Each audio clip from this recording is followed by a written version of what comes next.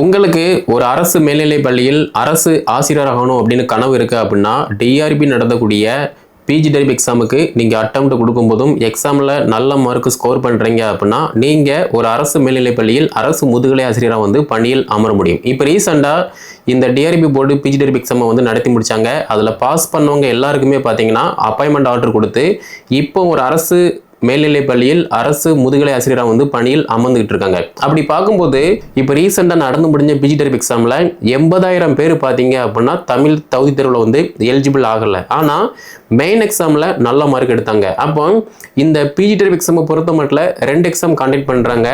நம்ம அகாடமி சார்பாக பார்த்தோம் அப்படின்னா இந்த அடுத்து வரக்கூடிய பிஜிடெரிப் எக்ஸாமுக்கு பார்க்கக்கூடிய வகையில் கரண்ட் நியூ சிலபஸை பேஸ் பண்ணி 14 பாடத்துக்குமே பார்த்தோம் அப்படின்னா ஒரு சில பாடங்களை தவிர மீதமுள்ள எல்லா பாடத்துக்குமே தமிழ் மீடியம் இங்கிலீஷ் மீடியம். ஏன்னா நீங்கள் அடுத்த வரக்கூடிய எக்ஸாமுக்கு தான் ஜாயின் பண்ணுறீங்க. அப்படி இருக்கும்போது அந்த சிலபஸுக்கு தகுந்த மாதிரி அப்டேட்டான material Tamil medium English medium அதே மாதிரி டெஸ்ட் பேஜுமே வந்து காண்டக்ட் பண்ணுறோம். அதில் நீங்கள் ஜாயின் பண்ணி ப்ராக்டிஸ் பண்ணுற பட்சத்தில் ஈஸியாக உங்களாலையுமே வந்து ஃபஸ்ட் அட்டம்ப்டில் எக்ஸாமை வந்து கிளியரன்ஸ் பண்ண முடியும். Okay,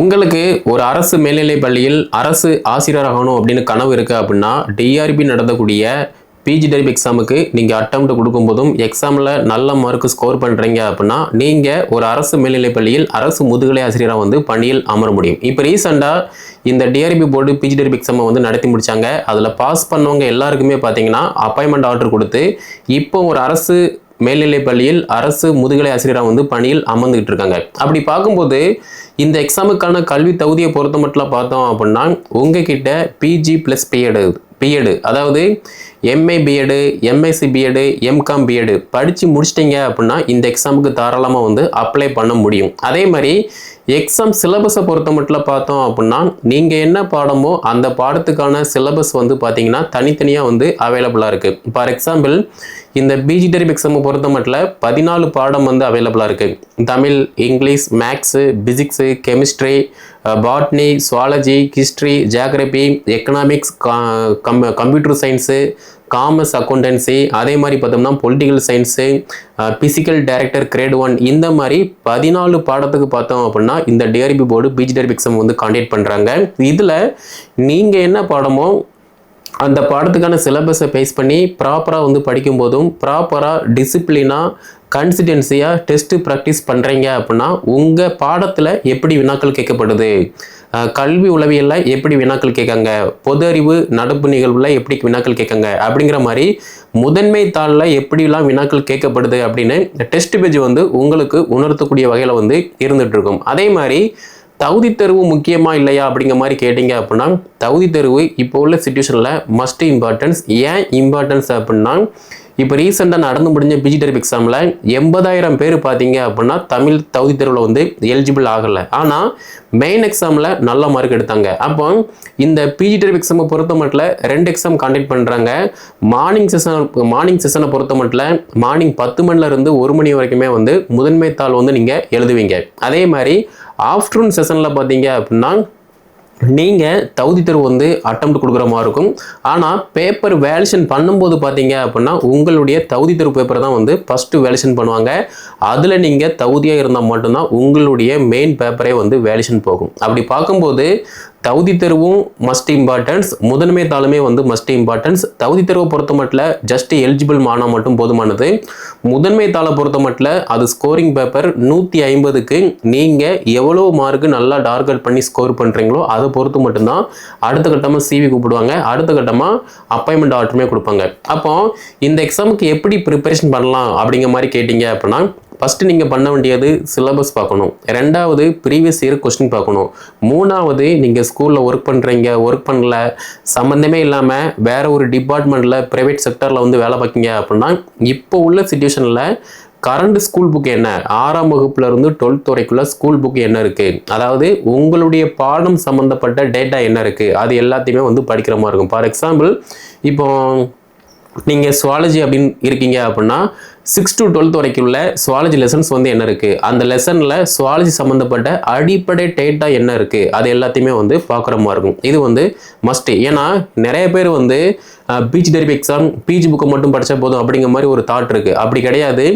PG TRB exam PG syllabus, ஆனால் பிஜி சிலபஸை பொறுத்த மட்டும் 6 to 12 வரைக்கும் பேசிக், யூஜி, பிஜி, ரெஃபரன்ஸ் இந்த மாதிரி எங்கேருந்து வேணால் எப்படி வேணால் வினாக்கள் கேட்பாங்க. அப்போ அதுக்கு தகுந்த மாதிரி நீங்கள் ப்ரிப்ரேஷன் பண்ணணும். ஓகே, அப்போ சிலபஸ் பார்த்துட்டீங்க, முந்தைய வருட வினாத்தாள் பார்த்துட்டீங்க, மூணாவது அடிப்படை பள்ளி பாட புத்தகங்களை படிச்சிட்டிங்க அப்படின்னா பள்ளி பாட புத்தகத்திலேருந்து ஒரு டெஸ்ட் ப்ராக்டிஸ் பண்ணுங்கள். ஏன்னா நீங்கள் நார்மலாக ஸ்கூலில் ஒர்க் பண்ணுறீங்க அப்படின்னா வீட்டில் உட்காந்துட்டோ ஸ்டாஃப் ரூமில் இருந்துட்டோ ஒரு கிளாஸுக்கு போகிறதுக்கு முன்னாடி ஒரு ½ hour 10 minutesக்கு முன்னாடி அந்த லெசனை ப்ரிப்ரேஷன் பண்ணிவிட்டு கிளாஸில் போய்ட்டு ப்ரெசென்ட் பண்ணுவீங்க. இது வந்து மேட்ரு கிடையாது. இது வந்து எல்லாராலையுமே வந்து பண்ண முடியும். ஓகே, ஆனால் நீங்கள் போட்டித் தேர்வுக்கு அட்டெம்ப்ட் கொடுக்க போகிறீங்க அப்படின்னா ஸ்கூல் புக்கில் இருந்து எப்படி வினாக்கள் கேட்கப்படுது, கூற்றுக, மேற்கோள்கள், பொறுத்துக, இந்த மாதிரி நிறைய டைப் ஆஃப் வெரைட்டி வினாக்கள் வந்து கேட்காங்க. அப்போ அதுக்கு தகுந்த மாதிரி நீங்கள் டெஸ்ட்டு ப்ராக்டிஸ் பண்ணும்போது மட்டும்தான் அந்த கொஸ்டினுக்கு தகுந்த மாதிரி உங்களால் அடாப்ட் ஆக முடியும். ஏன்னா நிறைய பேர் வந்து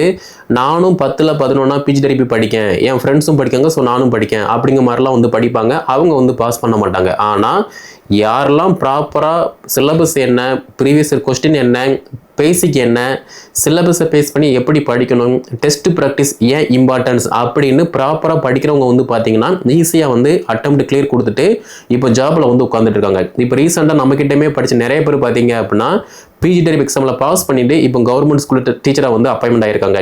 ஏன் அப்படின்னா எல்லா அகாடமிலுமே வந்து நிறைய பேர் வந்து ஜாயின் பண்ணுவாங்க, ஆனால் எல்லாருமே வந்து பாஸ் பண்ண மாட்டாங்க. ஆனால் ப்ராப்பராக வந்து ஜாயின் பண்ணுவாங்க, ப்ராப்பராக அங்கே கொடுக்கக்கூடிய அறிவுரையை வந்து அப்படியே அப்சர்வ் பண்ணுவாங்க. அப்சர்வ் பண்ணிவிட்டு சிலபஸுக்கு தகுந்த மாதிரி, டெஸ்ட்டுக்கு தகுந்த மாதிரி டிசிப்ளினாக, கன்சிஸ்டன்சியாக வந்து படிப்பாங்க. அவங்க தான் பார்த்தீங்கன்னா ஈஸியாக வந்து பாஸ் பண்ணுவாங்க. பட் படிக்கவே இல்லாமல் நான் ஃபீஸ் பே பண்ணிட்டேன், நான் அப்படியே தான் இருப்பேன், என்னோட இஷ்டத்துக்கு தான் நான் வந்து படிப்பேன், டெஸ்ட் எதுவுமே ப்ராக்டிஸ் பண்ண மாட்டேன், நீ என்ன சொல்கிறது நான் என்ன கேட்குறது அப்படின்னு இருக்கிறவங்க பார்த்தீங்க அப்படின்னா ஒரு காலமும் வந்து நம்ம அகாடமி மட்டும் இல்லை வேறு எங்கேயுமே வந்து பாஸ் பண்ண முடியாது. நிறைய அகாடமியில் வந்து இது நடந்துக்கிட்டு தான் இருந்துகிட்டு இருக்கு. ஓகே, அப்படி பார்க்கும்போது நீங்கள் ஸ்கூலில் ஒர்க் பண்ணுறதுனால, ஒரு காலேஜில் ஒர்க் பண்ணுறதுனால பார்த்தீங்கன்னா ஈஸியாக வந்து பாஸ் பண்ண முடியாது. நீங்கள் எங்கே ஒர்க் பண்ணாலும் சிலபஸுக்கு தகுந்த மாதிரி ஃபஸ்ட்டு நீங்கள் படிக்கணும். நீங்கள் படித்ததை டெஸ்ட்டு ப்ராக்டிஸ் பண்ணும்போது மட்டும்தான் ஈஸியாக வந்து பாஸ் பண்ண முடியுமே தவிர டெஸ்ட்டு ப்ராக்டிஸ் இல்லாமல் இந்த பிஜி டெரிபி எக்ஸாம் இருக்கட்டும், யூஜி டெரிபி, பிஓ எக்ஸாம் எந்த போட்டி தேர்வுக்குமே வந்து டெஸ்ட்டு ப்ராக்டிஸ் இல்லாமல் வந்து பாஸ் பண்ண முடியாது. ஏன்னா டெஸ்ட்டு ப்ராக்டிஸ் பண்ணும்போது மட்டும்தான் ஒரு டாப்பிக்கில் இருந்து எப்படி வினாக்கள் கேட்காங்க, உங்களுடைய ப்ளஸ் என்ன மைனஸ் என்ன அப்படிங்கிற மாதிரி தெரியுமே தவிர நீங்கள் டெஸ்ட்டு ப்ராக்டிஸே பண்ணாமல் ஜஸ்ட் புத்தகத்தை எடுத்து படிக்கிங்க அப்படின்னா அப்ளை பண்ணக்கூடிய எல்லாருமே புத்தகத்தை எடுத்து படிப்பாங்க, அவங்க எல்லாருமே வந்து பாஸ் பண்ண மாட்டாங்க. ஓகே, இது வந்து புரியும்னு நினைக்கிறேன். அதே மாதிரி சிலபஸ் பார்த்துட்டீங்க, ப்ரீவியஸ் இயர் கொஸ்டின் பார்த்துட்டீங்க, பள்ளி பாட புத்தகத்தை பார்த்துட்டீங்க, பள்ளி பாட புத்தகத்துல இருந்து ஒரு டெஸ்ட் ப்ராக்டிஸ் பண்ணுறீங்க அப்படின்னா டிகிரி லெவல் சிலபஸை பேஸ் பண்ணி தான் படிக்கணும். எப்படி படிக்கணும் அப்படின்னா இப்போ சிலபஸில் ஒரு டாபிக் இருக்குது, அந்த டாப்பிக்கு யூஜி, பிஜி, ரெஃபரன்ஸ் இந்த மூணையுமே வந்து மேட்ச் பண்ணி படிங்க. அப்படி மூணையுமே மேட்ச் பண்ணி படிக்கும்போது மட்டும்தான் ஈஸியாக யூஜியில் என்ன டேட்டா இருக்குது, பிஜியில் என்ன டேட்டா இருக்குது, ரெஃபரன்ஸில் என்ன டேட்டா இருக்குது அப்படிங்கிற மாதிரி வந்து ஈஸியாக உங்களால் வந்து கவர் பண்ண முடியும்.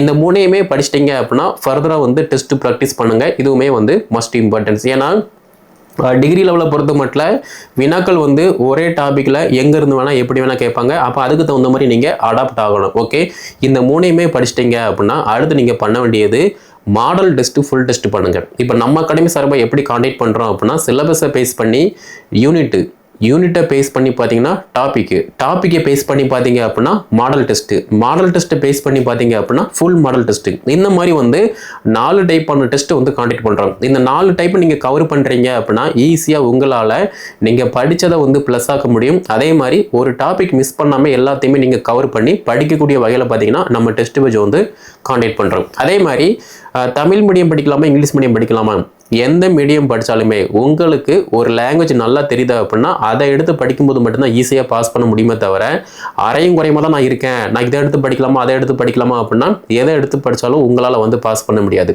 அதே மாதிரி தமிழ் மீடியம் படித்தா நல்ல மார்க் எடுக்க முடியுமா அப்படின்னா தாய்மொழி தமிழ். அந்த தாய்மொழியை எடுத்து நீங்கள் ப்ராப்பராக படிக்கும் போதும் டெஸ்ட் ப்ராக்டிஸ் பண்ணும்போதும் ஈஸியாக உங்களால் நல்ல மார்க் ஸ்கோர் பண்ண முடியும். அப்பாயின்மெண்ட் ஆர்டருமே வந்து வாங்க முடியும். அதே மாதிரி இங்கிலீஷ் மீடியம் எடுத்தால் தான் நல்ல மார்க் ஸ்கோர் பண்ண முடியும் அப்படின்னா நிறைய பேர் வந்து இங்கிலீஷ் மீடியம் எடுக்காங்க. இங்கிலீஷ் மீடியம் எடுத்து தமிழ் தகுதி தேர்வில் வந்து எலிஜிபிள் ஆக மாட்டாங்க. அப்படி இருக்கும்போது உங்களுக்கு எது தெரியுமோ அதை எடுத்து படிங்க. எந்த லாங்குவேஜ் எடுத்தாலுமே நீங்கள் ப்ராப்பராக டிசிப்ளினாக படிக்கிங்க, கன்சிஸ்டன்சியாக வந்து டெஸ்ட் ப்ராக்டிஸ் பண்ணுறீங்க அப்படின்னா உங்களால் வந்து ஈஸியாக நல்ல மார்க் ஸ்கோர் பண்ண முடியும். ஸோ நம்ம அகாடமி சார்பாக பார்த்தோம் அப்படின்னா இந்த அடுத்து வரக்கூடிய பிஜிடிஆர்பி எக்ஸாமுக்கு பார்க்கக்கூடிய வகையில் கரண்ட் நியூ சிலபஸை பேஸ் பண்ணி 14 பாடத்துக்குமே பார்த்தோம் அப்படின்னா ஒரு சில பாடங்களை தவிர மீதமுள்ள எல்லா பாடத்துக்குமே தமிழ் மீடியம், இங்கிலீஷ் மீடியம், ஏன்னா நீங்கள் அடுத்த வரக்கூடிய எக்ஸாமுக்கு தான் ஜாயின் பண்ணுறீங்க. அப்படி இருக்கும்போது அந்த சிலபஸுக்கு தகுந்த மாதிரி அப்டேட்டான material Tamil medium, English medium, அதே மாதிரி டெஸ்ட் பேஜுமே வந்து காண்டக்ட் பண்ணுறோம். அதில் நீங்கள் ஜாயின் பண்ணி ப்ராக்டிஸ் பண்ணுற பட்சத்தில் ஈஸியாக உங்களாலையுமே வந்து ஃபஸ்ட் அட்டம்ப்டில் எக்ஸாமில் வந்து கிளியரன்ஸ் பண்ண முடியும். ஓகே, ஸோ நம்ம அகாடமி சார்பாக அடுத்து வரக்கூடிய பிஜிடிஆர்பி எக்ஸாமுக்கு இப்போ அட்மிஷன் வந்து போய்கிட்டு இருக்கு. கரண்ட் நியூ சிலபஸை பேஸ் பண்ணி மேஜர், சைக்காலஜி, கரண்ட் அபிரிஜிக்கு தகுதி தேர்வு, இந்த 4க்குமே சேர்த்து பார்த்தீங்கன்னா ப்ராக்டிஸ் கொடுப்போம். நீங்கள் இப்போ இருந்தே படிக்கிங்க அப்படின்னா எல்லாத்த விட நீங்கள் வந்து ஃபஸ்ட்டாக இருப்பீங்க. அதே மாதிரி எக்ஸாமில் நல்ல மார்க் ஸ்கோர் பண்ண முடியும். அப்பாயின்மெண்ட் ஆர்டருமே வந்து உறுதியாக வந்து நீங்கள் வாங்க முடியும். ஓகே, அதே மாதிரி எக்ஸாமில் மிஸ் பண்ணிட்டேன், சிவி வர போனால் கிடைக்கல அப்படிங்கிற மாதிரிலாம் வந்து மனம் தளர வேண்டாம். நீங்கள் அடுத்தடுத்து படிக்கும்போது மட்டும்தான் உங்களுடைய வெற்றியை நிலைநாட்டப்படும். ஓகே, ஸோ இதில் வேறு டவுட்னா கீழே கமெண்ட்டில் லீவ் பண்ணுங்கள். நம்ம அகாடமி சார்பாக பிஜிடிஆர்பி எக்ஸாமுக்கு இப்போ அட்மிஷன் வந்து போய்கிட்டு இருக்கு. உங்களுடைய ஃப்ரெண்ட்ஸ் யாராவது பிஜி ப்ளஸ் பிஎட் படிச்சுட்டு சும்மா இருக்காங்க, இல்லைனா என்ன பண்ணன்னு தெரியாமல் இருக்காங்கன்னா அவங்களுக்கு இந்த வீடியோ வந்து ஷேர் பண்ணுங்கள். படித்து முடிச்சுட்டு எதுவுமே பண்ணாமல் இருக்கிறதுக்கு ஏதாவது ஒன்று நீங்கள் முயற்சி பண்ணுறீங்க அப்படின்னா உங்களுடைய முயற்சி உங்களுக்கு வெற்றியை வந்து தரக்கூடிய வகையில் இருக்கும். ஓகே, ஸோ கீழே டிஸ்கிரிப்ஷனில் வாட்ஸ்அப் நம்பர், கான்டாக்ட் நம்பர், டெலிகிராம்லையும் கொடுத்துருக்கேன். அதை கான்டாக்ட் பண்ணி என்ன டீல்னு கேட்டு படிக்க ஸ்டார்ட் பண்ணுங்கள். ரொம்ப கம்மியான பீஸ் தான் இருக்குது. அதை செலுத்தி நீங்கள் இன்வெஸ்ட்மெண்ட் பண்ணுறீங்க அப்படின்னா உங்களுக்கான அந்த வேலை வந்து ஈஸியாக வந்து கிடைக்கக்கூடிய வகையில் இருக்கும். ஸோ இந்த வீடியோ தொகுப்பை பிஜி ப்ளஸ் பிஎட் வந்து ஷேர் பண்ணுங்கள்.